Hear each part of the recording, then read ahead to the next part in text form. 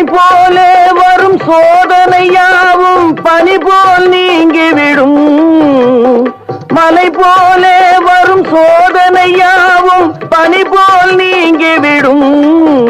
நம்மை வாழ விடாதவர் வந்து நம் வாசலில் வணங்கிட வைத்து விடும். நம்மை வாழ விடாதவர் வந்து நம் வாசலில் வணங்கிட வைத்து விடும்.